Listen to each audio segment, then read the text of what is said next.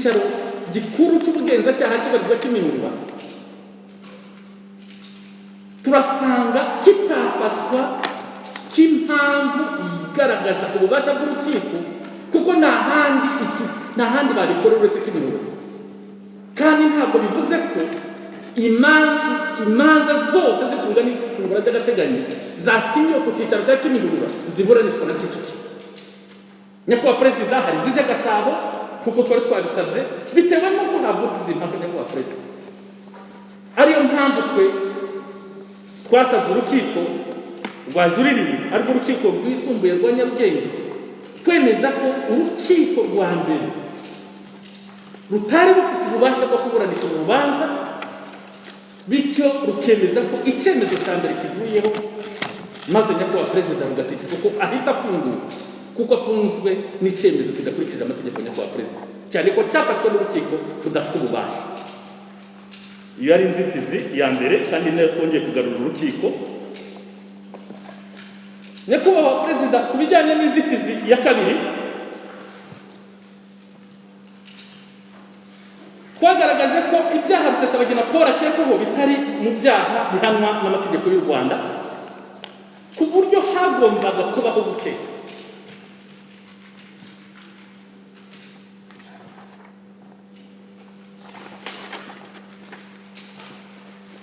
Nyakubahwa Perezida, ibi turasaba urukiko rwajuririwe kwemeza ko iki cyemezo cyafashwe kuri iyi ngingo n'urukiko rwa mbere cyavanwaho hashingiwe ku kuba kugira ngo urukiko rugire ububasha bwo gukekaho umuntu ko yaba hari icyaha yaba yarakoze, nuko hagomba kuba hari icyaha ubwacyo, kuko ntabwo gukeka Nyakubahwa Perezida kwaba kukintu kudahari. Kugira rero ngo kibeho Nyakubahwa Perezida nuko biba bihuje n'amategeko ahari. Ibi twabigaragarije urukiko rwa mbere Nyakubahwa Perezida, aho twavuze ko ibyaha Rusesabagina yakekwagaho ari ibyaha byakozwe tariki ya 19 z'ukwezi kwa gatandatu 2018, ariko mu gihe yazaga kuregera urukiko Nyakubahwa Perezida hakoreshejwe itegeko Code Penal nimero 68 agakoni 2019 ryo kuwa 30 z'ukwa munani, mu gihe aregwa ibyaha byakozwe tariki 19 z'ukwa gatandatu, Code Penal isohoka mu kwa munani. Mu yandi magambo, hari principe amategeko avuga ati wenda harebwa igihano kigiye kuba kinini. Aha Nyakubahwa Perezida, urukiko ruzasanga ko ndetse n'ibihano ubushinjacyaha bwashikirizaga bwatanze mu kirego biteganwa n'ingingo bwashingiye ni ibihano bihanitse bikomeye kuruta ibyateganwaga na 2012. Aha rwose twatanga urugero Nyakubahwa Perezida, hari urugero ruto twatanga twagere ku rukiko.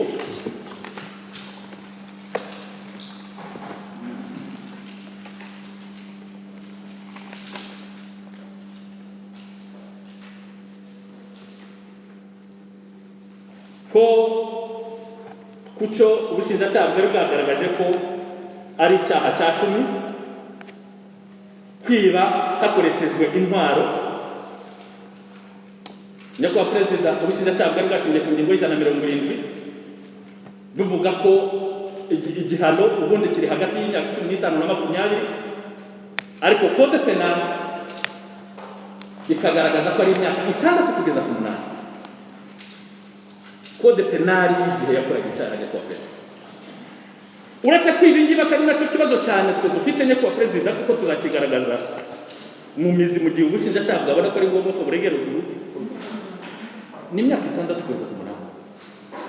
Ni ingingo ya ingingo ya 330 ya Code Penal. Ibi ngibi Nyakubahwa Perezida, dushingiye kuri iyi ubwayo Code Penal yagaragaje igihe umuntu ashobora gukurikiranwa n'inkiko z'u Rwanda kuko nyakubahwa perezida impamvu umushinga amategeko yagaragaje sikopu nuko twebwe ibyo u Rwanda ubwo dushobora kuba rwita ibyaha ntabwo ari byo ibindi bihugu byita ibyaha kugira rero ngo hataza kubaho kwiza umushinga amategeko yaravuze ngo nubwo hari ibikorwa kivuga ariko bigomba kuba biri muri izi nzira ikintu cyose kitari muri izi nzira ntabwo cyemerewe kuzana imbere y'urukiko mu yandi magambo ikitazana imbere y'urukiko ntabwo ari icyaha hanyuma rero tugaragariza urukiko kugira ngo umuntu aze yarakoze icyaha nuko byibura swat yagombaga kuba ari umunyarwanda Rusesabagina twagaragaje ko atari umunyarwanda guhera muri 2006 kugeza muri 2009 ndetse na nyuma yaho guhera muri 1996 kugeza muri 2009 tugaragaza ko tugeza mu munyarwanda kugeza uyu munsi jya kuba perezida nta nasohoye tarafashe ntabwo ari denise reka dusobanure nyakubahwa perezida ushobora kubisobanura reka dusobanure neza wenda mbone gukomereza mu kwezi kwa 9 kwa 1996 jyewe nahunze u Rwanda ndagenda ngeze mu Bubiligi ibyangombwa byanjye byose nagenderagaho Ububiligi burabifata burabikoza ubwo icyo gihe nari mbaye apatride umuntu utagira igihugu nari mbaye nk'umwana w'imfubyi ariko imfubyi y'umuntu uwo ari we wese ihabwa Loni ubwo nari imfubyi ya Loni ariko iri muri oruferina yitwa Ububiligi noneho mba mu Bubiligi nyuma y'imyaka 3 Ububiligi buza kunyadopta bungira Umubiligi ibyangombwa byose nagendanaga bya Nations Unies mbisubiza Nations Unies kuko nari mbaye umwana adopte kuva rero icyo gihe mu mpera za 1999 kugeza none aha turimo tuvuganira ntabwo iyo statut yahindutse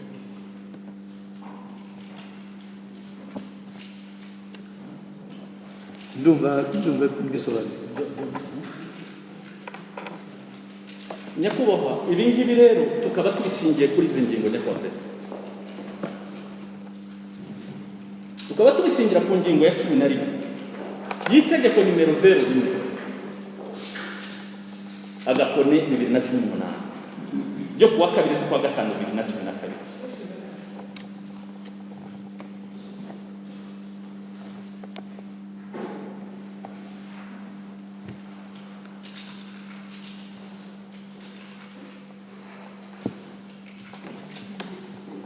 ibi tukaba tubishingira ku ngingo ya 11 y'itegeko nimero 01 agakoni 2012 ryo kuwa 2 z'ukwa 5 2012 itegeko ngenga rishyiraho igitabo cy'amategeko ahana impamvu tuzanye itegeko ngenga ariyo code penal nuko ibyo akekwaho yabikoze mbere y'uko iyi code penal iri tegeko rigenga ibyaha n'ibihano bisohoka ntabwo nabikoze nako sorry ibyaha akekwaho musore nyakubahwa perezida mu ngingo ya 11 iravuga ko icyaha cyitwa ko cyakorewe ifasi y'u Rwanda aha n'indi iyo nibura igikorwa kimwe mu bikigize cyakorewe mu Rwanda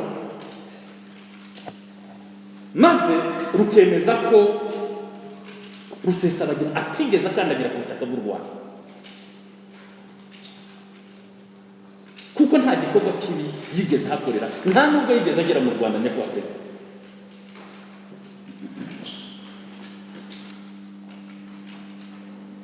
nanone kugira ngo izi mbibi zibashe kwemerwa kugira ngo zibashe gukurikiranwa n'urukiko nuko icyo cyaha kigomba kuba cyakozwe n'umunyarwanda aha Rusesabagina ntabwo ari umunyarwanda cyangwa cyarakorewe umunyarwanda, nta gikorwa na kimwe yigeze akorera umunyarwanda, gikorewe ahantu hatagira igihugu kihategeka. Ibi byose nyakubahwa perezida biteganwa n'ingingo ya 11 kugira ngo habashe kugaragaza ifasi nta na kimwe Rusesabagina yakoze, ku buryo uyu munsi inkiko z'u Rwanda zari kuba zifite ububasha bwo kuba zamukekaho zibura ibyaha ubushinjacyaha bwabishikirije. Ariyo mpamvu nyakubahwa perezida dusaba urukiko kwemeza ko bitari mu bubasha bwarwo, bityo ko Rusesabagina ahita areka. Inzitizi ya gatatu nyakubahwa perezida, iyo urukiko ntirwigeze rugira icyo ruyivugaho.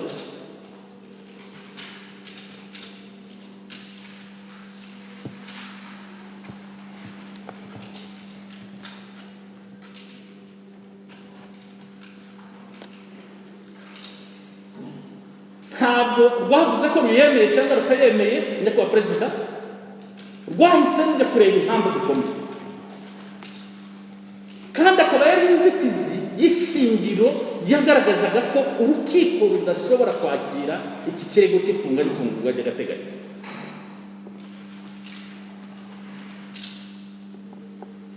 Kuko hatwa urukiko rwaravuze ngo ibi bisobanuye ko ngo atari inzitizi, ngo ahubwo ari imyiregurire ku bijyanye no gufungwa by'agateganyo.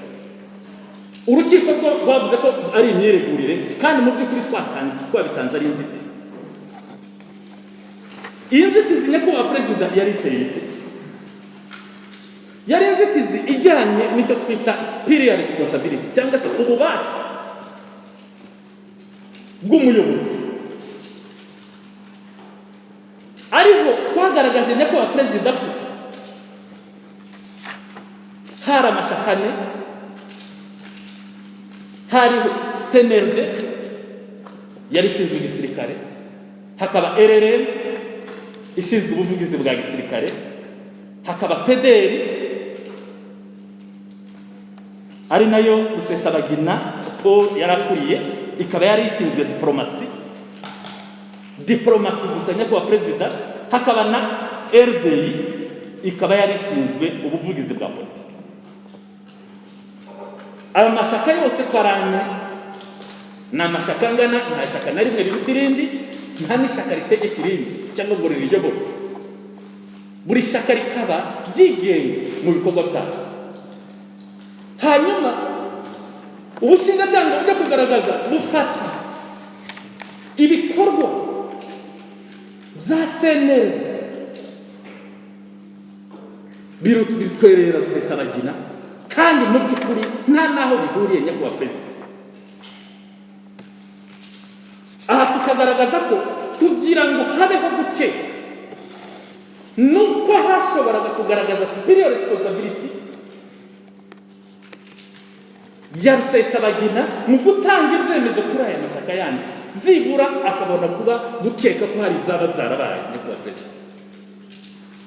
Ariho twagaragaje inzitizi, turavuga tuti mu by'ukuri urukiko rwemeze ko nta mpamvu zihari, rwemeze ko bitari mu bubasha bwabo bwo kugira ngo rube rwaburanisha urubanza.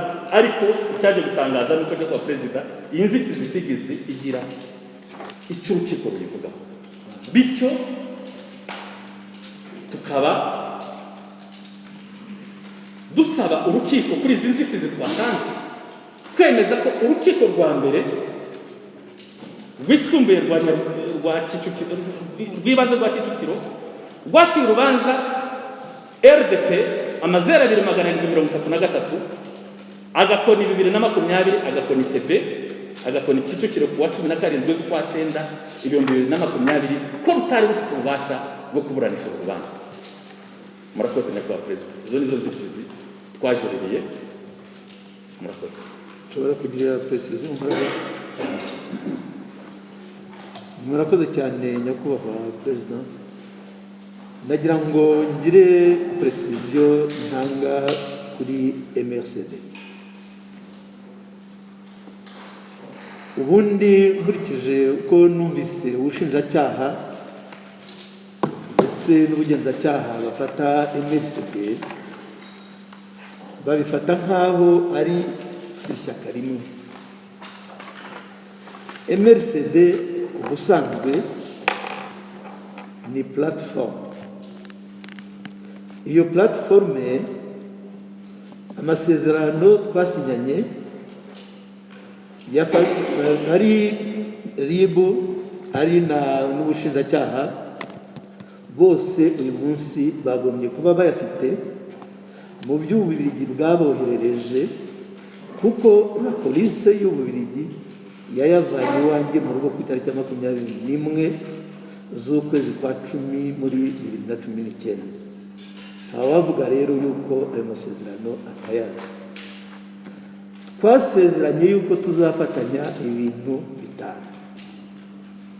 Muri ibyo bintu bitanu, icya mbere ni biriya bya FRN, ni ukuvuga ibya gisirikare. Ibyo bintu rero kuko n'ubundi mu ntangiriro odepari abantu bitwaga abasirikare nubwo bari banari kumwe n'impunzi bari aba CNRD niyo yabajeraga. Twaravuze tuti rero muri ibyo bintu bitanu ari byo yenda manje kwivuga, ibyo bya gisirikare, ibya communication, ibya finance, ibya mobilisation n'ibya diplomasi. Ibyo bintu twarabigabanye tukiri babiri, ni ukuvuga CNRD na PDR. Twemeranwa yuko CNRD igiye muri ibyo bintu, kandi mufite témoignage z'abasirikare bo muri CNRD bari abayobozi bababwiye uko bakoraga, uko ubuyobozi bwabo bwakoraga muri iyo secteur. CNRD yari complètement indépendant kuko yari iyayo, yari imwe mu byo ariyo twari twarayishinze. Icyo gihe twebwe twari twarafashe diplomasi. Muri diplomasi natwe twari twifitemo ubwigenge PDR kuko diplomasi yari yacu. RRM umunsi yajemo kuko yazanyemo n'abana bayo,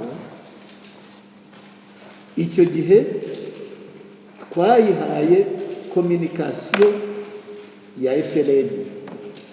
Nizo mpamvu Callixte Nsabimana alias Sankara ariwe wabaye umuvugizi, ntabwo ari jyewe wavugiraga FRN, ntaho nigeze nyivuga kuko ntibyari ngombwa, yari ifite umuvugizi wayo. Noneho rero abandi bari abo muri RDI bajemwo tubaha nanone tubashyira muri communication, twagira Mungu porte parole politique. Ibindi rero muri bitanu ntavuze, ari byo mobilisation, ari byo bya finance, amashyaka yose yabihuriragaho. Ibyo rero ntabwo bavuga ko umuntu avuze ko hari ikintu cya diplomasi umuntu adoporosheje yakindoporosha. Bundi ntabitinzeho, mufite imyanzuro ya za interrogatoire zakorewe abasirikare ba FRN na hano muri iyi dokima nini cyane banyuranye mu mategeko bampaye, nabyo birimo. Muzirebye muzasanga yuko buri organisation yari independante muri responsabilité twayihaye. Ntabwo rero jyewe Rusesabagina ntabwo nari mpuriye n'ubuyobozi bwa FRN, uretse ubuyobozi bwa FRN bayoborwaga bwari buri ahantu habiri. Hari abari bari muri Nord n'imihuta cyane uri kumwirana, abari muri Nord bari bayobowe wari komanda wa secteur ni uwitwa Jeva Antoine Hakizimana, wari ari muri sud, niwe witwa niwe ngo Bahimba Kanyota. Nkurikije témoignage kuko nanjye abo ntabwo mbazi, ntaho rero nari muri n'abo bantu, nta n'ibyo twavuganaga. Hanze y'ibyo bintu twasezeranye ko tuzakorana bitanu, ishyaka ryose ryari rifite ubwigenge n'ubwisanzure bwaryo, ryari ryo ntabwo MRC ryari ishyaka rimwe, yari platforme ihurirwamo n'amashyaka akagira yahuza ibisigaye buri shyaka rikigenga. Murakoze.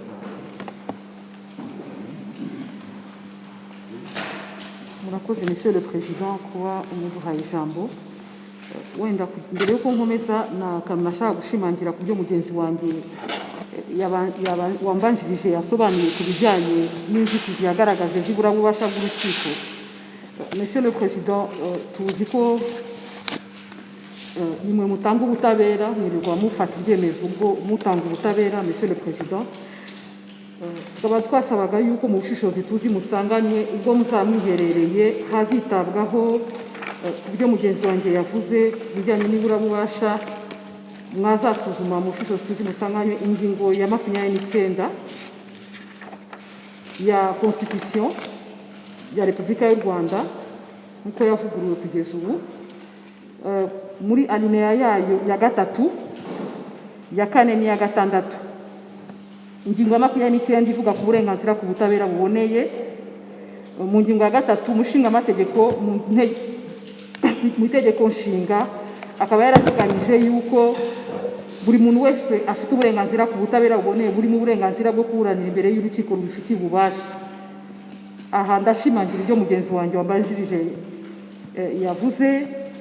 Hakaza ni alinéa ya 4 y'iyo ngingo isobanura kudakurikiranwa, kudafatwa, kudafungwa cyangwa kudahanirwa ibyo yakoze cyangwa atakoze iyo amategeko y'igihugu cyangwa amategeko mpuzamahanga atabifataga nk'icyaha igihe byakorwaga. Ibyaha n'ibihano bijyanye nabyo biteganywa n'amategeko. Kuri alinéa ya 6 twavuze ingingo ya 29 ya Constitution ko yavuguruwe kugeza ubu. Alinéa ya 3, ya 4, ya 6 ari naho yaganishaga nubwo turi mu ifunga n'ifungurwa ry'agateganyo. Ya 6 ivuga noneho kudahanishwa igihano kiruta icyari giteganyijwe n'amategeko mu gihe yakoraga icyaha. Usibye ko aha ngaha gifite presumption d'innocence, ariko twasabaga urukiko mu bushishozi tuzi rusanganywe kuzabyitaho kuko Monsieur le Président, nk'uko mubizi nimwe murirwa muduha ubutabera, itegeko nshinga n'iryo tegeko dufite risuma n'amategeko yose. Turahangaha rero twongeye kuza hano imbere y'urukiko mu bujurire bw'icyemezo cyafashwe n'urukiko rw'ibanze rwa Kicukiro RDP 00-733/2020 TB Kicukiro, kuko mu cyemezo cyafashwe Monsieur le Président mu by'ukuri dusanga hari icyemezo cyafashwe hari ibyirengagijwe,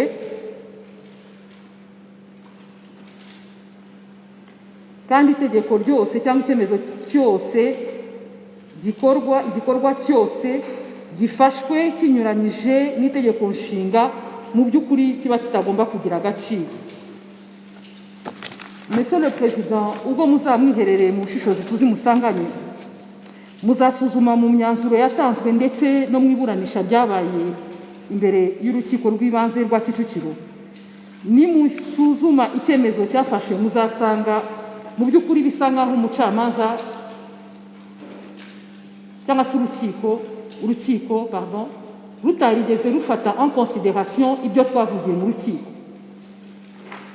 Umuntu yakwibaza nimba twari turi mu rukiko kuko nta na hamwe bagaragaza ibyo twagaragaje nk'impamvu zatumaga dusaba yuko uwo twunganira Rusesabagina Paul yarekurwa by'agateganyo. Muzasuzuma page kuva itangira kuri page ya mbere, ifite page enye, nta na hamwe bigeze bagaragaza impamvu twatanze, ariyo mpamvu mu cyemezo cyafashwe nyuma yo kubona yuko uwo twunganira ibyo yavuze cyangwa ibyo yagaragarije imbere y'urukiko kugira ngo hafatwe umwanzuro nyuma y'uko bisuzumwa twajuririye iki cyemezo. Ibi tukabivuga nabyo dushingiye ku ngingo ya 76 ya CPP. Iyi ngingo ya 76 ya CPP isobanura inshingano z'umucamanza mu isuzuma ry'ikirego ku ifungwa n'ifungurwa ry'agateganyo. Muri alineya ya 7 irabisobanura neza. Ingingo ya 76 alineya ya 7 irabisobanura neza, isobanura inshingano z'umucamanza. Aha dusanga mu by'ukuri urukiko rw'ibanze rwa Kicukiro rutigeze rwiha pene yo kugira ngo rubisuzume kandi rwaragombaga kubikora. Iravuga iti inshingano z'umucamanza mu isuzuma ry'ikirego ku ifungwa ry'agateganyo kuri alineya ya 7 ikavuga ati gusuzuma izindi ngingo zikubiye mu myanzuro y'ababuranyi. Aha ni musuzuma kopi de jugement cyangwa kopi y'icyemezo ya ordonnance yafashwe, muzasanga mu mpamvu twatanze ziri mu myanzuro kandi zigaragara muri PV y'iburanisha na hamwe bigeze bazireleva ngo banagaragaze icyo bazinenzeho cyangwa motivation urukiko rwashingiyeho ruzinenga. Monsieur le Président, tukabona ari ntabwo turi bubyite erreur, ariko ari ukwirengagiza iby'umushinga amategeko yategetse cyangwa se yateganyije mu itegeko.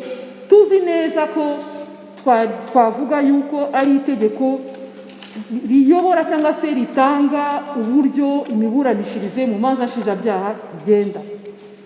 Ni nako umushinga amategeko yabivuze mu ngingo ya 78 ya CPP, aho yavuze ati mu itegeko rya CPP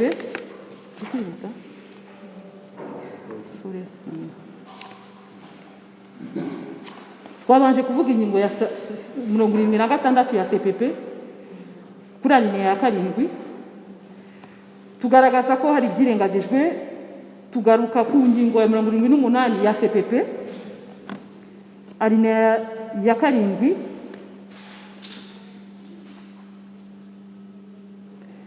iteganya cyangwa se ivuga yuko ibigomba kugaragara mu cyemezo ku ifungwa n'ifungurwa ry'agateganyo.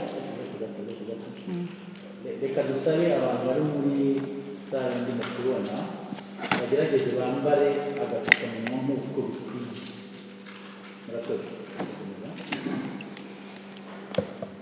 Murakoze Monsieur le Président. Twasobanuraga yuko mu byirengagijwe hari n'ibyateganyijwe n'itegeko n'ingingo plutôt ya 78 ya CPP. Kuri alineya ya 7 igika cya 7 ivuga ibigomba kugaragara mu cyemezo ku ifungwa n'ifungurwa ry'agateganyo. Aha mu by'ukuri dusanga bitaragaragaye kuko twaraburanye, kandi nimunareba no muri ordonnance muzasanga bigaragara ko hari abunganizi babiri, ariko ku mpamvu tutazi nitumenye impamvu ibyo twagaragaje bitigeze bigira bisuzumwa kuko nta kitubigaragariza. Ariko umushinga amategeko yavuze yuko isuzuma rya buri mpamvu na buri kibazo bigaragara mu miburanire ya buri muburanyi n'umwanzuro w'urukiko kuri buri mpamvu n'ikibazo hashingiwe ku byabaye no ku mategeko n'icyemezo kuri buri cyose. Monsieur le Président, ni musuzumi iyi kopi de jugement cyangwa se iyi kopi ya ordonnance y'icyemezo cy'ifungwa n'ry'agateganyo, twababajwe no kubona ko non seulement uwo twunganira icyemezo cyamufashwe ni cyamufunze iminsi 30 y'agateganyo, ariko kandi n'ibyo twavuze ntibyigeze bisuzuma ngo anabitangire motivation nk'uko umushinga amategeko yabiteganyije. Ariho tugaruka tukavuga tuti tuzi ko itegeko shingiro, itegeko risumanye amategeko yose, icyo twakwita itegeko rifite suprematie ari constitution, mu ngingo ya 3 ikaba igaragaza ko ibintu byose bifashweho nk'icyemezo bitandukanye n'itegeko nshinga yateganyije mu by'ukuri yo igomba guteshwa agaciro. Niyo mpamvu rero turi imbere yanyu dusaba ko icyo cyemezo cyateshwa agaciro ku mpamvu twagaragaje za mbere. Tukaba tugiye gusobanura rero, kongera gusobanura impamvu zatumye tujurira.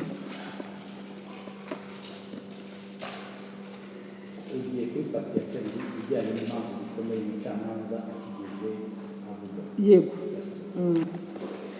Monsieur le Président, ni musuzuma mushishozi tuzi musanganye muzasanga urukiko rw'ibanze rwarirengagije ingingo ya 74 ya CPP.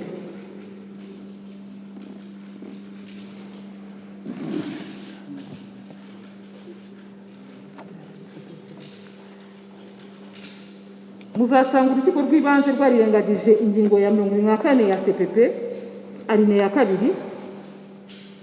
iteganya ko dosiye ishyikirizwa urukiko iba igizwe n'inyandiko zose ziperereza kuva mu bugenzacyaha kugeza mu bushinjacyaha n'umwanzuro w'ubushinjacyaha. Aha nk'uko twabisobanuraga twagaragazaga ko mu by'ukuri ibyo uwo twunganira yaregwaga cyangwa se ibyo bamukekagaho basaba yuko afunga iminsi 30, twagaragazaga yuko bitari biri muri systeme muri icyo gihe.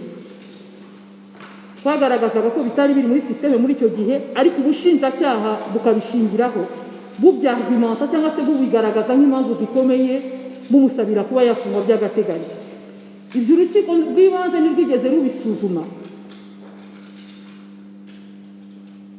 kandi Monsieur le Président muzi dushingiye kuri principe du droit à la défense na égalité des armes, yaragombaga kuba yarabihawe ubwo yaburanaga, ataba yarabihawe cyangwa bibajijweho ntibibe byafatwa nk'impamvu zikomeye zituma bamukekaho icyaha naziregureho imbere y'urukiko rw'ibanze rwa Kicukiro. Icyo urukiko ntirwigeze rugira icyo bivugaho nk'uko twatangiye tubigaragaza. Urukiko rw'ibanze nanone rwirengagije gusuzuma ko uregwa yafashwe ku itariki ya 28 abazwa ku itariki ya 31, tugaragaza ko habayeho vice de procédure, rwirengagiza ibiteganya n'ingingo ya 76 CPP alinéa ya 2.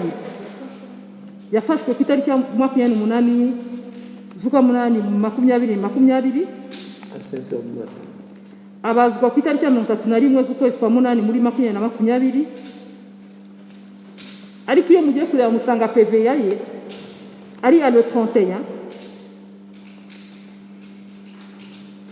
Aha bikagaragara ko habayeho naho vice de procédure kuri alinéa 76 alinéa 2 ya CPP. Article 76 ingingo ya 76 ya CPP alinéa ya 2 cyangwa igika cya 2.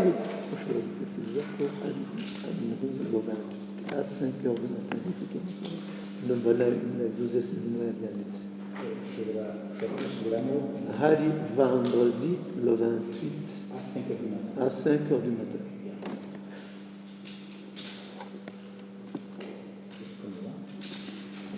Monsieur le Président, twagaragaje yuko mu cy'ubushinjacyaha bwagaragazaga nk'impamvu zikomeye zagombye gutuma uwo twunganira afungwa by'agateganyo. Twe tukagaragaza yuko mu by'ukuri izo mpamvu zikomeye zagombaga kuba zatangwa, ariko zigatangwa zigaragara ko zaciwe mu nzira nyakuri cyangwa se mu buryo bwemewe n'amategeko. Urukiko ntirwigeze rugira umwanzuro bifataho. Aha turi kuri point ya 5 aho twagaragaje ko impamvu zikomeye ubushinjacyaha bwagaragazaga arizo za chat. Ubushinjacyaha mu rukiko rw'ibanze rwagaragaje za chat zashingiragaho zimukekaho icyaha zisaba ko yafungwa by'agateganyo, ariko twakomeje kubaza gusaba ubushinjacyaha ko bwatugaragariza procès verbal yazo nk'uko itegeko ribiteganya uburyo habaho interception z'amamessage na za communication, n'ibyubahirizwa cyangwa se n'ibyakorwa, kuko ntabyo twabonye. Urukiko rurabyirengagiza n'inwanagira n'icyo rubivugaho. Aha turavuga urw'ibanze, ibi tukaba twarabivugaga dushingiye ku ngingo ya 38, ingingo ya 39 n'ibiteganyijwe n'ingingo ya 40 ya CPP iteganya uburyo interception za message n'urwego rwakoze igenzura ry'itumanaho rikora inyandiko mvugo y'iryo genzura. Iyo nyandiko mvugo ikandikwamo gusa ibijyanye n'icyaha uwakorewe igenzura akurikiranyweho nk'uko iyo ngingo ibiteganya. Monsieur le Président, tukaba twaragaragazaga ko mu by'ukuri iyo bibaye n'ubwo umushingamategeko yashyizeho uburyo bigenda, twagaragaje mu by'ukuri yuko n'iyo bibaye mu nyungu z'umutekano w'igihugu, umushingamategeko nawe hari uburyo yabiteganyije mu kubiteganya nuko yangaga ko habaho za abus cyangwa se kubikora atore à travers ibyo nabyo ntabwo bigeze babitwereka cyangwa se ngo babyereke urukiko kugira ngo abe yanagira noneho aho ahera yiregura kuri izo mpamvu zikomeye ubushinjacyaha bwagaragaje. Ibi tukaba twaranabivugaga tubihuza n'ingingo ya 23 y'itegeko nshinga, ari nayo twatangiye tuvuga yuko ari ryo tegeko nshinga kandi itegeko nshingiro cyangwa se ifite supremacy ku mategeko yose dufite mu gihugu, iteganya yuko imibereho bwite y'umuntu, y'umuryango we, urugo rwe cyangwa ubutumwa yoherezanya n'abandi ntibishobora kuvogerwa mu buryo bunyuranyije n'amategeko, icyubahiro n'agaciro ke biko bigomba kubahirizwa. Alinea ya 3 ikavuga ko ibanga ry'amabaruwa n'itumanaho ntirishobora kuzitirwa keretse mu bihe no mu buryo biteganyijwe n'amategeko. Ariho umushinga amategeko Monsieur le Président yateganyije agaragaza na procedure cyangwa se inzira bigomba gucamo. Icyo gihe tukaba twaragaragazaga imbere y'urukiko yuko izo chat bazanye imbere y'urukiko bashaka kuzisabisha ifungwa ry'agateganyo nk'impamvu zikomeye, mu by'ukuri zitagombaga gushingirwaho kuko twagaragazaga ko zitakurikije amategeko. Ibyo nabyo ntibyigeze bigira icyo bivugaho ngo urukiko bifateho umwanzuro.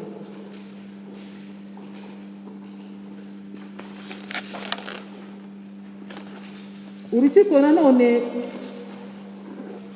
rwirengagije ku bijyanye n'ifungwa n'ifungurwa byasabiwe ukekwaho icyaha Rusesabagina Paul, aho twagaragaje dushingiye ku ngingo ya 80 ya CPP ku mushinga amategeko yateganyije ko ku rwego rwose rw'ikurikirana cyaha iyo hari impamvu zituma umuntu akekwaho icyaha ashobora kudafunga agategeka ibyo agomba kubahiriza. Bimwe muri byo akaba yarabisobanuye, yatangiye nabigaragaza avuga ati mfite ikibazo cy'uburwayi,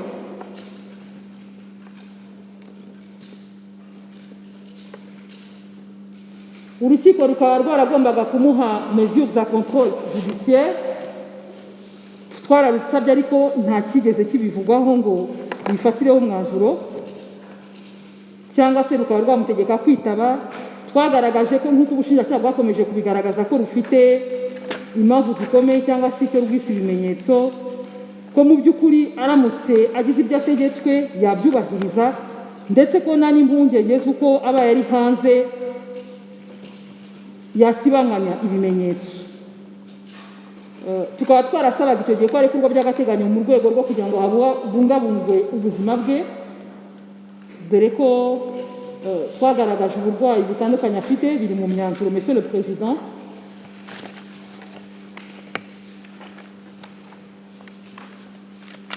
Tugaragaza ko mu by'ukuri impungenge zose zaba zihari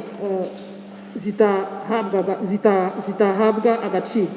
Ibyo byose rero twagaragaje Monsieur le Président, biratangaje kubona mu cyemezo nk'uko twakomeje kubivuga kandi twabigaragaje kandi binagaragara koko ari nako bimeze, umucamanza atarigeze agira icyo abivugaho ngo abyange, ariko yakoze motivation cyangwa se anagire n'ikindi cyemezo afata abitwemerera yashyizeho motivation, ahubwo tugasanga mu by'ukuri twavuga ko urubanza yaruciye hari ibyo yirengagije cyangwa se twavuga ko hari ibyo atumvishije.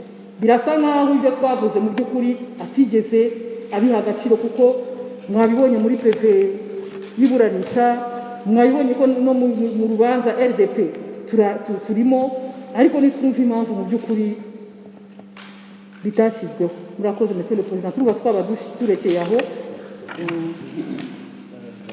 Monsieur le Président, murakoze. Mu gihe urukiko rwasanga ko urukiko rwa mbere rwari rufite ububasha bwo kuburanisha urubanza rw'ifungurwa ry'agateganyo,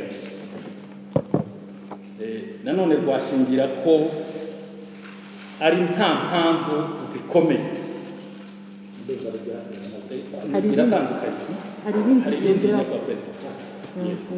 Washingira ko nanone ko ari nta mpamvu zikomeye za gutuma Rusesabagina akekwaho ibyaha ubushinjacyaha bwaremeye urukiko ndetse rugafata icyemezo cy'uko yaba afunzwe by'agateganyo. Ibyo turabivuga dushingiye ku kuba nyakubahwa perezida urukiko rwagiye rugaragaza impamvu zikomeye kuri buri cyaha rushingira,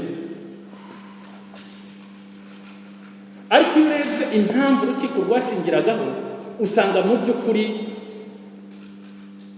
atari impamvu ziteganywa n'amategeko, zakagombye kuba urukiko rw'ibanze rushingira. Ibi turabivuga dushingiye kuri ibi bikurikiranye kwa perezida: ku cyaha cyo kurema umutwe w'ingabo utemewe cyangwa kujamo, urukiko rwa mbere ngo rusanga impamvu rwashingiyeho ngo nubwo Rusesabagina imbere y'urukiko atavuze niba yemera cyangwa ahakana icyaha, ngo kuba gusa adahakana ko ihuriro ry'amashyaka ryitwa MSD abereye umuyobozi ari byo byatumye umutwe wa FRN uba. Nyakubahwa perezida, mu by'ukuri twe iyo dusomye iyi ngingo turasanga urukiko rwa mbere rwaramuhamije icyaha kandi rudafite ububasha. Nyakubahwa perezida, rwahise rumuhamya icyaha ngo ko ari umuyobozi wa FRN, ngo abereye umuyobozi. Rwagishingiye ku iki? Rufite ubuhe bubasha? Nyakubahwa perezida, twe dusanga rwari gukeka iyo rubona koko ko hari ibyo rwari gukeka rugashingiraho, ariko kumuhamya icyaha, iki cyaha nyakubahwa perezida dusanga bihabanye n'itegeko nshinga rya Repubulika y'u Rwanda mu ngingo ya 29 ivuga ko umuntu wese afatwa nk'umwere mu gihe urukiko rufitiye ububasha rutari rwamufatira icyemezo. Tukaba dusanga urukiko rw'ibanze nta bubasha bwari kugira bwo guhamya Paul Rusesabagina iki cyaha. Nanone indi mpamvu rwashingiyeho nyakubahwa perezida, ngo rwashingiye ku buhamya bwa Nsabimana Calixte alias Saka, ngo wagaragaje uburyo FRN yashinzwe agasobanura ngo ni uruhare rwa Rusesabagina. Nyakubahwa perezida, urukiko ruzasuzume mwibazwa nta na rimwe nyakubahwa perezida mu mategeko y'u Rwanda urukiko rushobora gushingira ku buhamya cyangwa ikimenyetso kitigeze cyerekwa uregwa. Uru rubanza rwaburanishijwe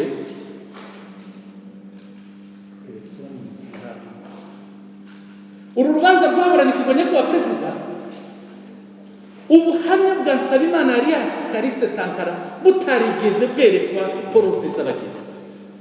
Bityo tukaba dusaba ko iki kitari gushingirwa muri icyo gihe, nubwo hashobora kuba haraje kubaho kubimwereka nyuma y'iburanisha wenda mu zindi bazwa ryabayeho nyakubahwa perezida.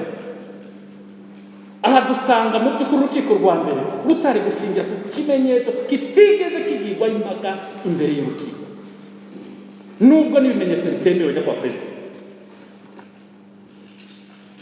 Aha nyakubahwa perezida turasaba urukiko kuzemeza ko ari nta mpamvu ikomeye yo gutuma uwo twunganira akekwaho iki cyaha, cyane ko yabihamijwe n'urukiko rutabifitiye ububasha.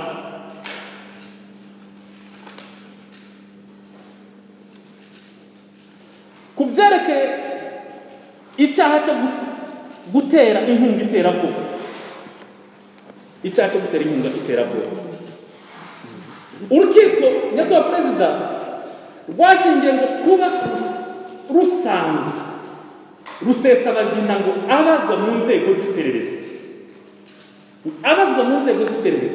yaremeye ko hari inkunga ya FRN. Nyakubahwa perezida, nta nzego z'iperereza Rusesabagina yigeze abarizwamo. n'iyo pede twarayishakishije no mu zatanzwe n'urukiko ntitugeze tuyibona. Iyi niyo mpamvu yashingiweho n'urukiko rwa mbere ngo kugira ngo rwemeze ko afunga iminsi 30 ngo yarakozwe mu nzego z'iperereza. Turasaba urukiko kwemeza ko nta bazwa Rusesabagina yakoze mu nzego z'iperereza, bityo ko iyi mpamvu yashingiweho n'urukiko rwa mbere ivanweho, ko akurikiranwa adafunze.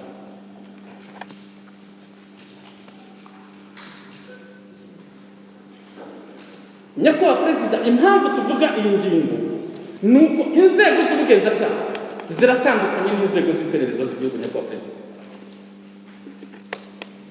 wenda iyo bajya kuvuga ngo kwizibura mu bugenzacyaha byari kumvikana, nubwo nabyo atari byo, ariko kuvuga ngo yabyiyemereye mu nzego z'iperereza nta na peve y'iperereza iri aho, n'iperereza ridashinzwe kubaza uke, turasanga rwose iyi ngingo urukiko rwa mbere rwashingiyeho itaragombaga gushingirwaho. Nyakubahwa Perezida, nanone ku bijyanye n'icyaha cy'iterabwoba ku nyungu za politiki,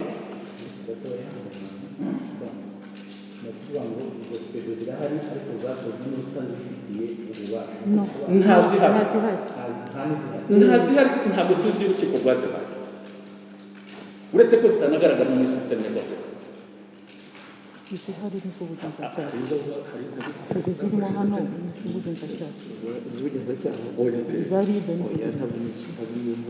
ati nta nubwo yigeze ahura n'iperereza. Nyakubahwa Perezida, iyi ngingo rwose turasaba urukiko ko ni ubujurire, turajurira icyemezo cyafashwe n'urukiko rwa mbere, aho icyo rwashingiyeho ko rwakwemeza ko iyi ngingo atari yo, bityo rukemeza ko ahita ariko. Ku bijyanye n'icyaha cy'iterabwoba ku nyungu za politiki,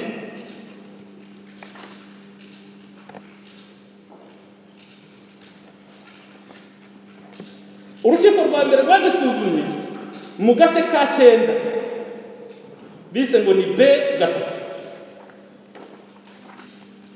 maze ruvuga ko ngo ibyo kuba Rusesabagina yaravuze ngo ko yicuza, ngo no kuba MSD itakibarizwa muri FRN, ngo nubwo nta gifatika kibigaragaza. Aha mu by'ukuri Nyakubahwa Perezida, turasanga urukiko naho rwaramuhamije ibyaha. muri konkluziyo yawe umwanzuro wanyu kugeza duteka turi kuri pwe ya 7 ku rupapuro pwe ya 7. Nyakubahwa Perezida, aha turasanga mu by'ukuri nta n'iki cyagombaga kugaragariza urukiko ko MSD itakibarizwa muri FRN mu gihe tutabiburanye, niba urukiko rutaramuhamije ibyaha, cyane ko icyaregewe ari urukiko. Ikindi Nyakubahwa Perezida, ese byari kugaragazwa gute ku rukiko rutabifitiye ububasha kandi bitasabwe n'ababuranyi kugira ngo babashe kubiburana? Aha turasanga mu by'ukuri urukiko rwaraciye urubanza kuko rutaregewe,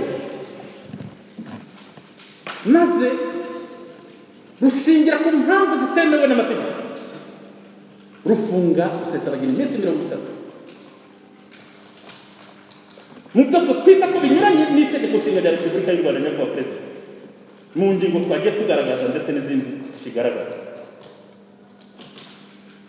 konsta yanjye kuri ya 7 ni uko urukiko rwaciye urubanza ku byo butaregewe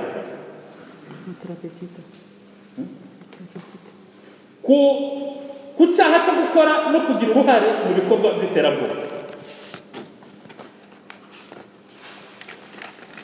Urukiko rwa mbere rwashingiye ku kuba rusanga kuba ngo Rusesabagina ari umwe mu bashinze FRN, ndetse akaba ari umwe mu bayihaye inshingano zo gukora ibikorwa by'abantu.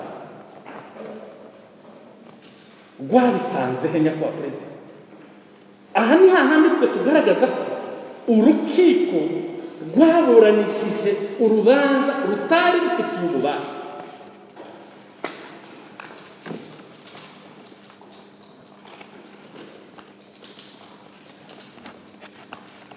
Ariho dusaba urukiko rwa juriri kwemeza ko guhamya Paul Rusesabagina ibyaha n'urukiko rw'ibanze bihabanye n'itegeko nshinga rya Repubulika y'u Rwanda nyakubahwa Perezida.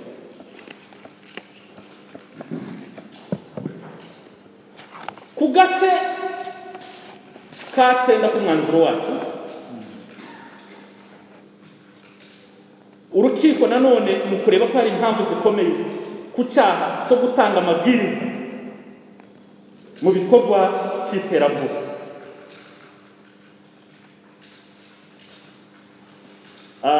twe twajuririye icyemezo cy'urukiko n'iby'urukiko rwashingiyeho nyakubahwa Perezida. Aha urukiko ngo rwashingiye ku kuba ngo rurasanga Rusesabagina ari we wari perezida wa MS, kandi mbere nyakubahwa Perezida mu ngingo zibanziriza rwavugaga ko ari we perezida. Ni ukuvuga ngo kuri iki gice urukiko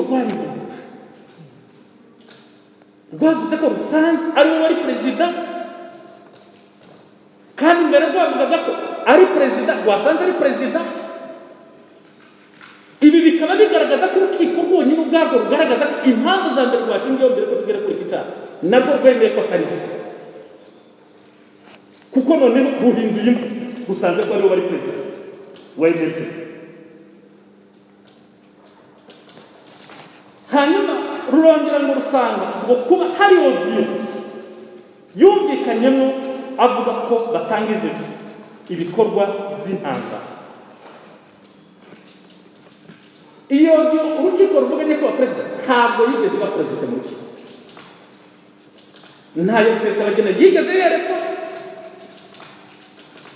na mbere y'uko iburanisha riba, nta nubwo yigeze yibazwa. Aha turibaza urukiko rwayishingiyeho rurikuye he, cyane ko mwibazwa nyakubahwa Perezida nta yigeze abazwa. Aha rero twe dusanga ibi binyuranye n'itegeko nshinga mu ngingo ya 29 agace ka mbere,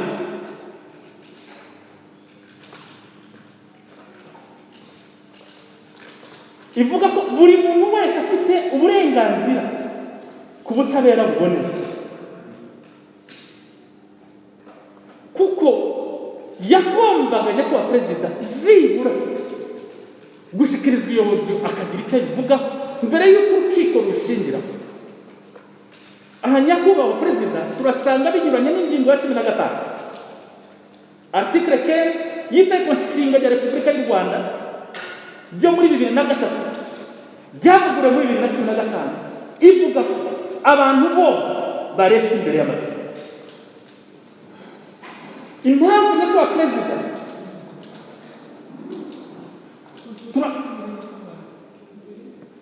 bibiri na gatatu byavugiwe muri 2015 biteganya ko abantu bose baresha imbere y'amategeko, itegeko ribarengera ku buryo bungana. Aha turasanga ihame rya egalite des armes ritarigeze ryubahirizwa. Niba koko hari ikimenyetso cyangwa iyo yagombaga gushingirwaho, Rusesabagina yagombaga kuba yari yareretswe akagira icyo yivugaho, none urukiko sibura rukayifataho uwo mwanzuro w'ukeka, ariko yaranguwe yarayeretswe akagira icyo yivugaho. Ibi rero bikaba bihabanye n'ingingo ya 15 nyakubahwa Perezida tumaze kuvuga y'Itegeko Nshinga rya Repubulika y'u Rwanda. Icyaha cyo kuba mu mutwe w'iterabwoba,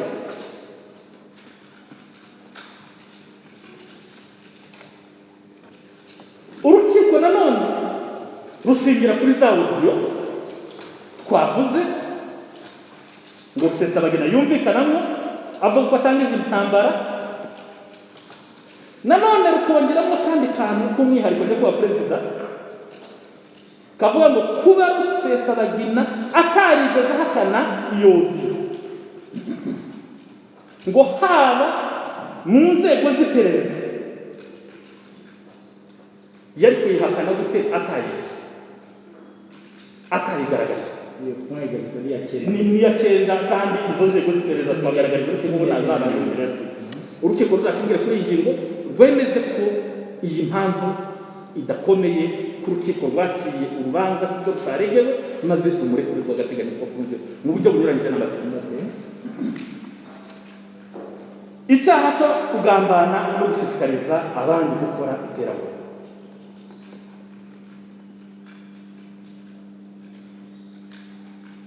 Nanone icyaha cyo kugambana no gushishikariza abandi gukora iterabwoba.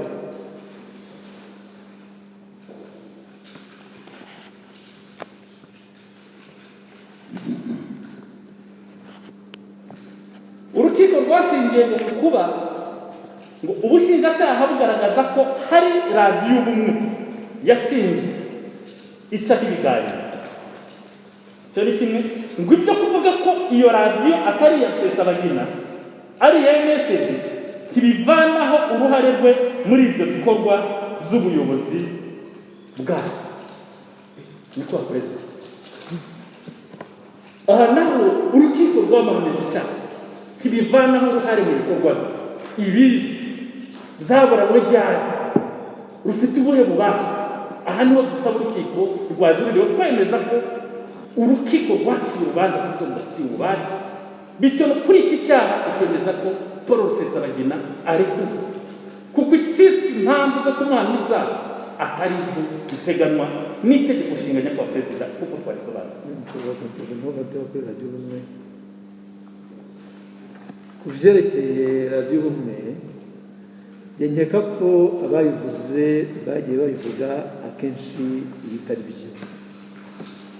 Bwa mbere bavuze ko ari radiyo ngo ari baze ngo mu Bubiligi no mu Bufaransa, ubundi baza kuvuga ko ari baze mu Bufaransa. Genda babwiye precisema yuko radiyo ubumwe ari baze muri Pays-Bas, nariho muri Ntuza Netherlands. Muri Netherlands rero bo bavuga ko ngo kuko ngo Esperance, Madame Esperance uyikoraho kuko sijye uyikoraho, bavuga ko ngo ari igihe wayifunze ngo noneho nshyiraho umuntu uvuga nabi u Rwanda.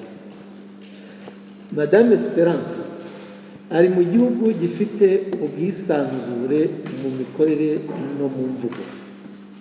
Uwo muntu niba hari icyaha yakoreye u Rwanda yagombye kukibazwa, kuko ahari mu gihugu gikurikiza amategeko, ntabwo ari Rusesabagina wagombye kwibazwa. Kubibaza Rusesabagina ni ukumusagarira, kuko uwo muntu arahari, aho ari mu gihugu kizwi, ni mu Buholandi gikurikiza amategeko. Urakoze kubwa presidio kandi ariko unakomeze ihuriro ryawe na Esperance ni iri. Esperance tuziranye kuva kera akora igitarama muri Rwanda yakorwa, niba yarakorwa muri première instance. Ndavuga ku bijyanye no gukora kuri radiyo bijyanye n'igihembo, bavuga ko iminsi ya mbere ni igihe koko ni PDR yaremye radiyo ubumwe mu minsi ya mbere, noneho iyiremye ishyiraho Madame Esperance. Madame Esperance araza akora kuri radiyo ubumwe, n'uyu munsi aracyayikoraho. Icyo gihe koko ni igihe wamuhembye iminsi ya mbere, ariko radiyo tumaze kuyiha MRCD ntabwo mbyibuka neza, ariko radiyo ubumwe ni radiyo ya MRCD, ntabwo ari radiyo ya Rusesabagina. Singiri na perezida, nta nubwo na MRCD ajya akorana RRM, ariko ntigikorana na Wili Precision, ntabwo tugikorana na CNRD FLN. Murakoze nyakubahwa Perezida. Ibi ngibi rero turasaba urukiko kuzashingira ku ngingo ya 29 agace ka gatatu z'itegeko nshinga rya Repubulika y'u Rwanda. Iyi ngingo impamvu nyakubahwa Perezida tuyigaragaza, ingingo ya 29 agace ka gatatu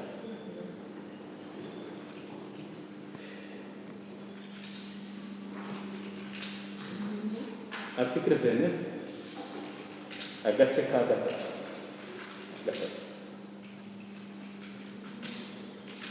Impamvu dushingira kuri iyi ngingo ni uko urukiko rwemeje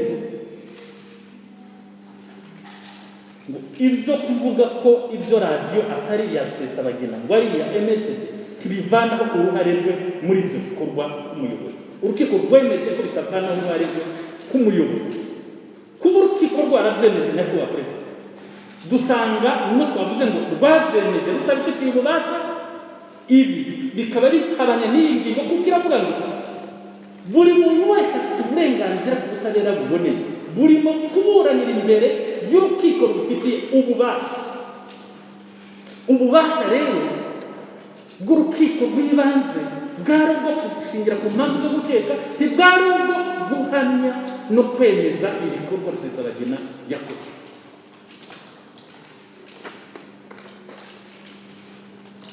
Ku cyaha cy'ubufatanyacyaha, ku cyaha cy'ubwicanyi buturutse ku bushake,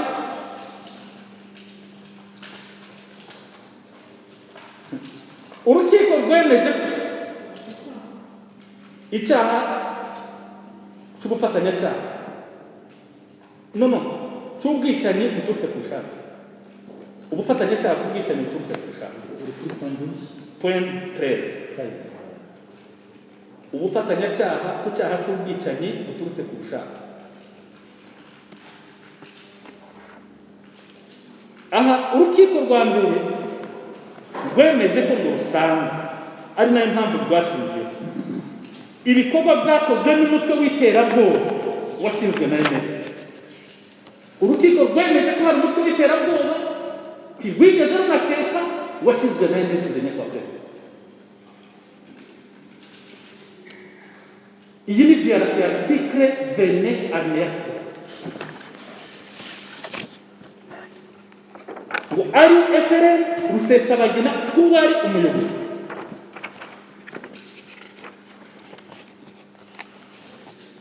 Aha nyakubahwa perezida, uretse kuba urukiko rwaramuhamije ibyo atakoze bitari no mu bubasha bwabo,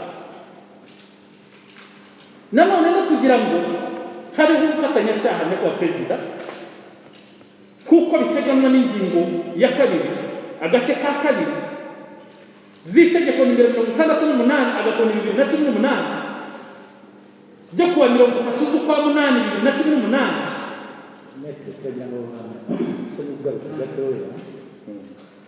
Aravuga ngo nk'uko bivuze urukiko rurasanga ko byakozwe n'umutwe w'iterabwoba washinzwe na MRC ariwo FNL umuyobozi bihagije kugira ngo akekweho ubufatanyacyaha kugeza n'icyo avugaga. Yes. Twebwe icyo twaneze muri iki nyakubahwa perezida ni uko urukiko rwasanze ibikorwa byakozwe n'umutwe w'iterabwoba. Icya mbere reka turehere ku iterabwoba. Ese urukiko rwari rufite ubushobozi bwo kumenya ko hari umutwe w'iterabwoba wakoze cyangwa rwagombaga gukeka ko hari umutwe w'iterabwoba? Bakanagera ko bakoze biriya bikorwa. Yes, rukanakeka. Ariko ngo ntirwaketse ahubwo rwarabishimangiye kandi rutabifite ububasha.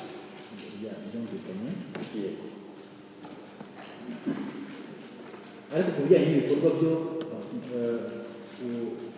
ushinjwa Rusesabagina naho hariho gukeka ku bikorwa naho hari gukekwa cyangwa ibikorwa byo birenga. Ushobora gutanga precision ku bikorwa bya FRN. Ku bikorwa bya FRN d'abord nk'uko nabivuze kenshi nongere mbisubiremo, FRN ntabwo twayikoze ari umutwe w'iterabwoba. FRN twayikoze ari uburyo nk'impunzi ziri hanze twashakaga kwereka la communauté internationale, les organisations internationales na leta y'u Rwanda yuko hari impunzi zibagiranye zatesheje agaciro ziba mu makambi yo muri za Uganda, mu makambi ya za Zambia, mu makambi ya za Malawi, turimo tuzerera hirya no hino kugira ngo twatire atansiyo, kuko nyuma y'imyaka 20 twabonaga nta muntu wundi wita ku mpunzi, kandi nkeka ko na FPR ariko yabigenje. Icyo gihe dushaka kwatira atansiyo. Ntabwo umugambi wa FRN ari iterabwoba, wari ukwatira atansiyo ya komite internationale nk'uko nabivuze, abo bose ngo barebe koko ko hari imbabazi. ni ku ijambo ryitwa kwemeza cyangwa gukeka, ni ijambo mu magambo makeya. Hari ibikorwa byangiza, ibikorwa by'ibyaha wemera ko FNL yakoze, naho ni uburyo bwa kuko baravuga ati nabyo ni ugukeka ko ari ibikorwa FNL yakoze. Ibyo si ibihakana, ntabwo mpakana ko ari ibyaha, kuko icyaha ni icyaha. Icyaha ni icyaha. Ni na zimwe mu mpamvu zatumye twebwe MRC dutandukana na CNRD FRN. CNRD FRN ikajya ukwayo, noneho MRC igasigara ukwayo, ikozwe na RRM na RDI Rwanda Rwiza na PDR imbere y'umuyobozi. Ndumva precision ayitanze kandi yasobanutse. Reka turebe ubufatanyacyaha cyacu gutanga umuntu ho ingwate ya cumi na kane. Mukomeze. Aha naho urukiko ngo rusanga kuba ngo zarakozwe n'umutwe w'ingabo washinzwe n'ihuriro ry'amashyaka Rusesabagina abereye umuyobozi. Aho urukiko rwongeye kugarura muri perezida ko ari umuyobozi, kandi imbere nyakubahwa perezida rwari rwagaragaje ko yari umuyobozi, kandi noneho uwo akaba abyivugira ko atari umuyobozi. Aha turasanga mu by'ukuri iyi ngingo yahuzwa n'izindi ngingo zabanjirije, igaragaza ko mu by'ukuri n'urukiko ubwarwo rwivuguruje maze rugategeka ko Rusesabagina ari nta mpamvu ikomeye yatuma atekwa ibyaha. Aha nshobora kwenda batanga nk'iki precision nyakubahwa ngana perezida. Precision nshaka gutanga aha ngaha ni uko ku buyobozi bwa MRCD bwa platform, je dis bien, ihuzwa n'ibintu bitanu. La présidence ni tournante, ni ukuvuga mu yandi magambo yuko ishyaka rimwe riyobora none irindi rikazayobora ejo, bityo bityo buri wese akazashyira akayobora. Ntabwo Rusesabagina ari perezida permanent wa MRC. Rusesabagina n'ubu siwe wari perezida wa MRC.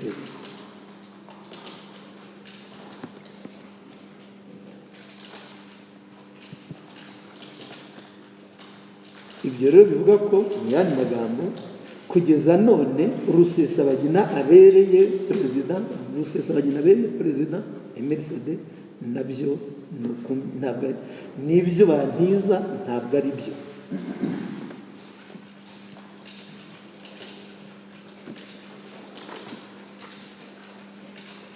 Nanone nyakubahwa perezida, mu gace kabanziriza ka nyuma, aho urukiko rwasuzumye ngo ku byerekeye kumenya niba Rusesabagina Paul yakurikiranwa afunzwe by'agateganyo, ibi urukiko rwabisuzumye mu gace ka 23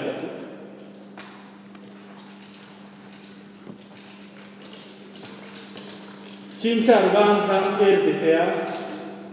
cy'incarubanza RDP amazera 2733 agakoni 2020, aho rwavugaga ko rusanga kuba hari impamvu zikomeye zituma Rusesabagina Paul akekwaho ibyaha akurikiranyweho, ngo kuba ibyaha akurikiranyweho bihanishwa igihano cy'igifungo kirenze imyaka 2, ko agomba gufunga iminsi 30 hashingiwe ku ngingo ya 66. Nyakubahwa perezida, ingingo ya 66 y'itegeko nimero 027/2019 itegeko ryerekeye imiburanishirize y'imanza z'inshinjabyaha ivuga ko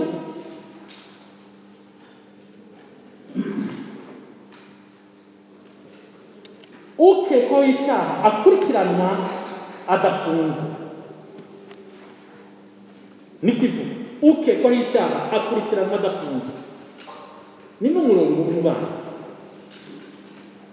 Hepfo nibwo iyo ngingo igaragaza ngo icyakora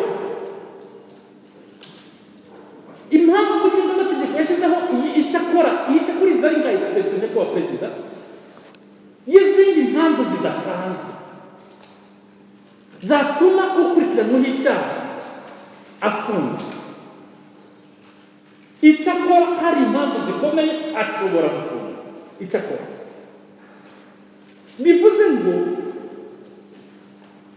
ntabwo mu by'ukuri yagombaga gufunga mu gihe nta zindi mpamvu zidasanzwe urukiko rwagaragaje cyangwa se rwashingiye, kuko ihame ni uko agomba gukurikiranwa adafunze. Nanone nyakubahwa perezida ni exception yo kuvuga ngo mu gihe hari impamvu zikomeye ko ashobora gufunga. Hari n'ingingo umushinga w'amategeko yashyizeho itanga igisubizo kuri ibi.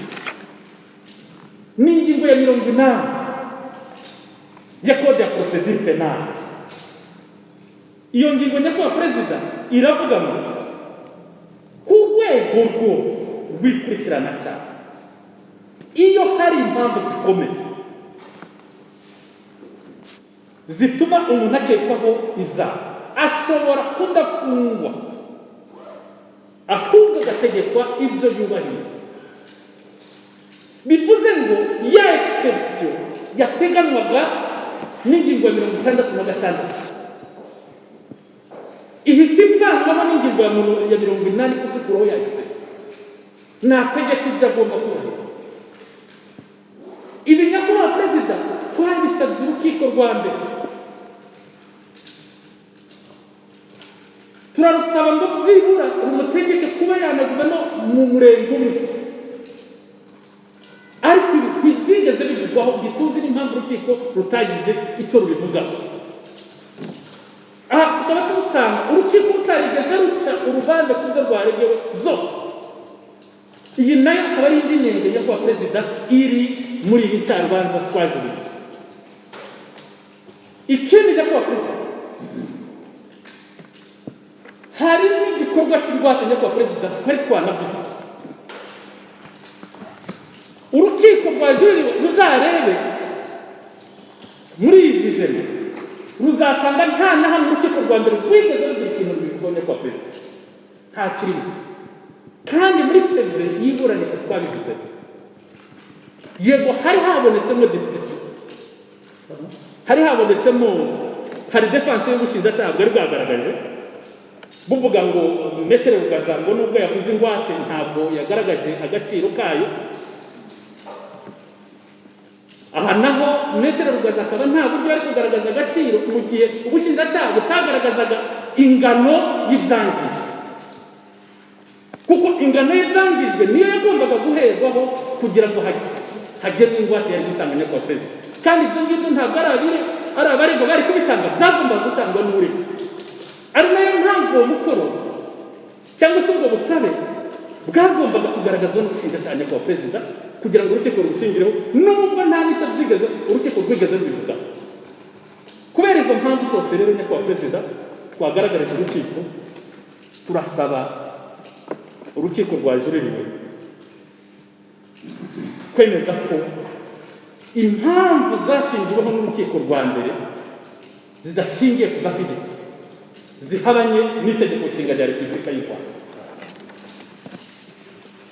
Maze nyakubahwa perezida utarareba iyi ngingo yego wafata ugatanga precision kabone n'ubwo iyo ngwate ushinjacyaha bisobanuye kuriya ingwate mwatangaga ni iyihe, wongere bisubiremo kugira ngo yongere yandike uzasuzume ingwate yo gutanga umutungo ariko n'ingwate yo kwishingirwa n'umuntu.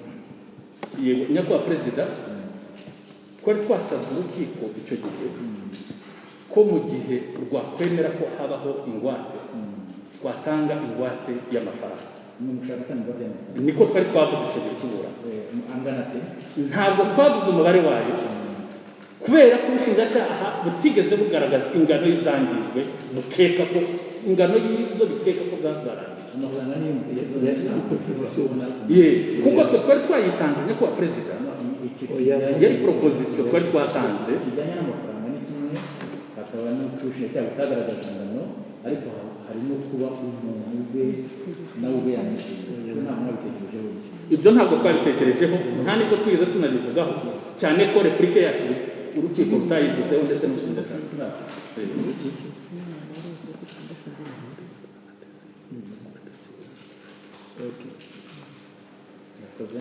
Bityo nyakubahwa perezida, tukaba dusaba urukiko kuzashingira ku ngingo ya gatatu, ingingo ya gatatu y'itegeko nshinga rya repubulika y'u Rwanda ivuga ko itegeko ryose, icyemezo cyangwa igikorwa cyose binyuranye n'iri tegeko nshinga ari nta gaciro,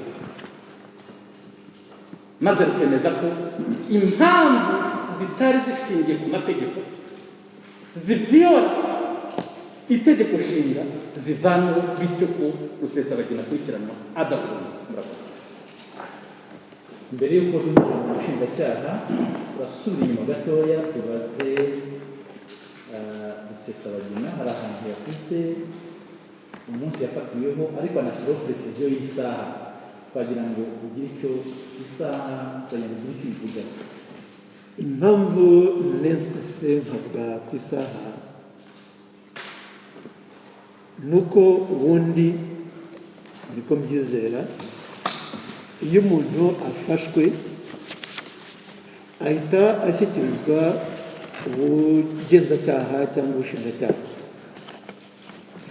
Yewe narafashwe ku itariki ya 28 z'ukwezi kwa munani saa 11 za mu gitondo. Icyo gihe njyanwa ahantu, navuye mu masaa 4 yo kuwa mbere w'icyumweru gikurikiyeho. Ese ibyo ngibyo birasanzwe mu mategeko agenga iki gihugu? Nicyo gituma bashaka precision y'amasaha.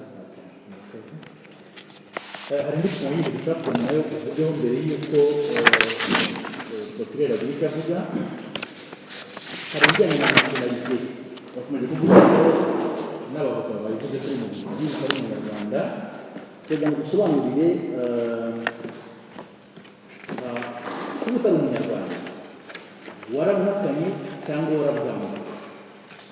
Umunsi navuye mu Rwanda, n'umurangiza turahanira abanyamategeko kuko nibo base navuga amategeko. Umunsi navuye mu Rwanda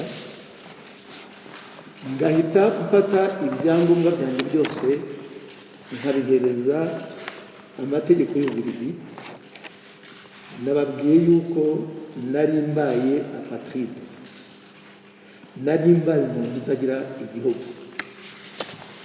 Nababwiye uko nabaye nk'imfubyi muri Uruferina. Ibyo mwabyumvise.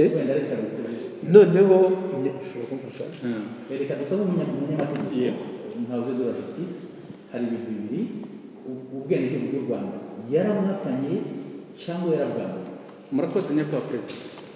Mbere ya 1999, kuko itegeko rya nationalite ryagiyeho muri 1999, nationalite y'u Rwanda nta wari wemeye gutunga nationalite ebyiri hashingiwe ku mategeko y'u Rwanda na constitution ya Repubulika y'u Rwanda yari ihari mbere y'uko haza itegeko rya nationalite.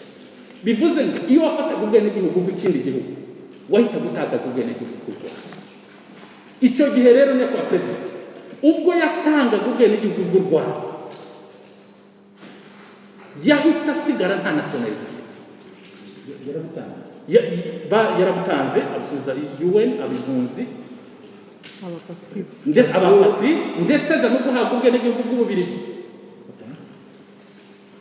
ubwo ndumva byinshi icyo gihe ntabwo yari agifite ubwo u Rwanda, yasigaye kuri constitution y'u Rwanda. birumvikana